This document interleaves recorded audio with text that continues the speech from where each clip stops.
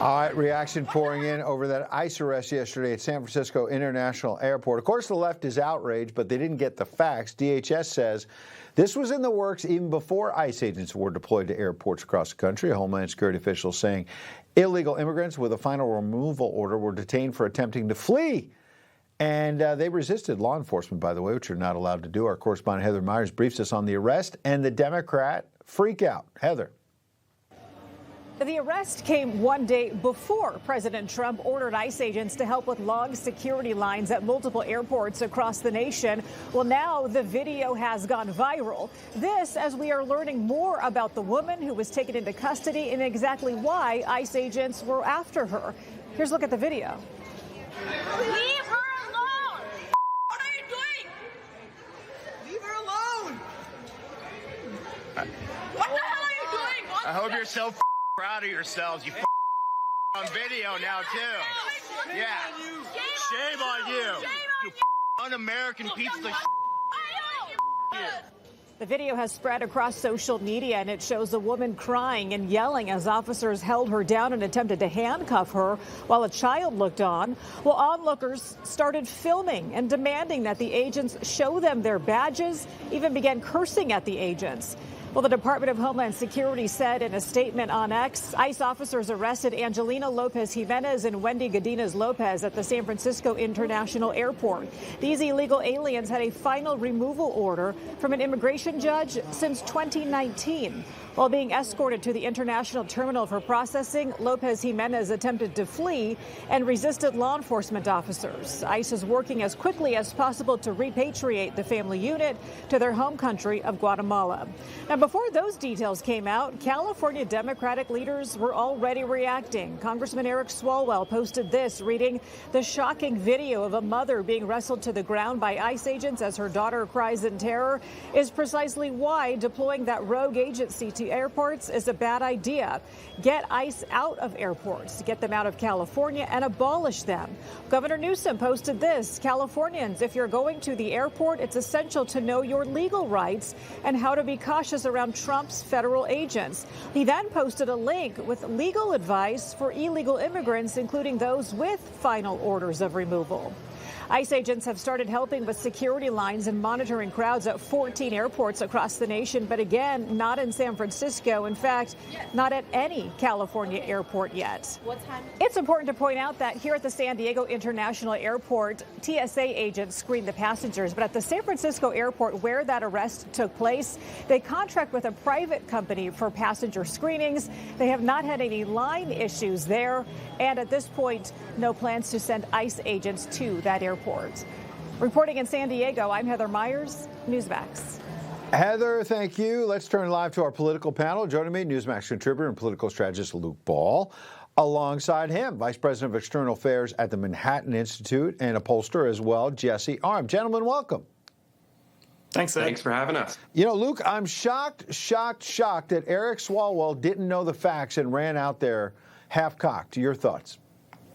It's always a leap to emotion, unfortunately. And Ed, I remember one time I was here in D.C. at a grocery store, and I was checking out at the self-checkout, and I heard a loud commotion behind me. And somebody was trying to shoplift a bottle of wine, and the security guard stopped him. There was a scuffle, the wine shattered, and then the guy had his young child there. The child started crying, and the guy was saying, "You're going to arrest me in front of my little boy?"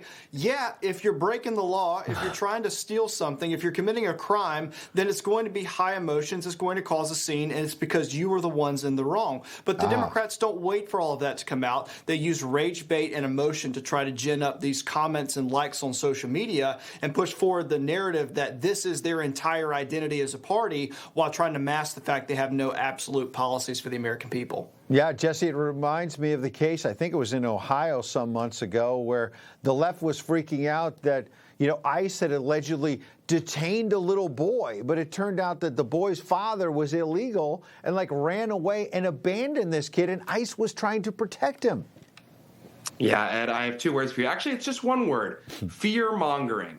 That's what this is at its core. It's whipping up a frenzy, acting as though there's a Gestapo out there that's coming after law-abiding citizens, demanding their papers, and causing a bunch of hoopla, when it's not actually the case. Yes, if you're someone who broke the law several years ago, where there have been warrants out for your arrest and eventual deportation because you came into this country illegally, yeah, there's going to be a target on your back, and it's best not in a public place to run and flee in the opposite of direction when law enforcement is trying to communicate with you. Yeah. But the bottom line here is I think that soon you're going to see Democrats come to the table and agree to fund DHS and get these TSA agents paid. Because what are these scenes we're seeing around the country? ICE agents in airports, not just causing chaos like this kind of fabricated story that we saw conjured up by the corporate media, but scenes out of Houston, Texas, in their airport earlier today, where ICE is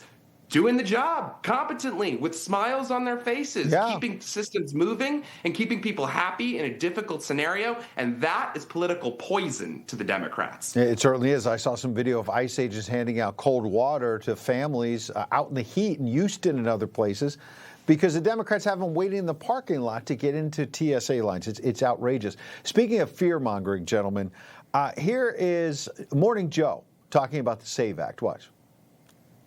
Not only does Mika not know where her original birth certificate is, which under the SAVE Act would get her kicked off the voters' rolls, and then she'd have to come back and re-register, and she would find out on Election Day that she could not vote.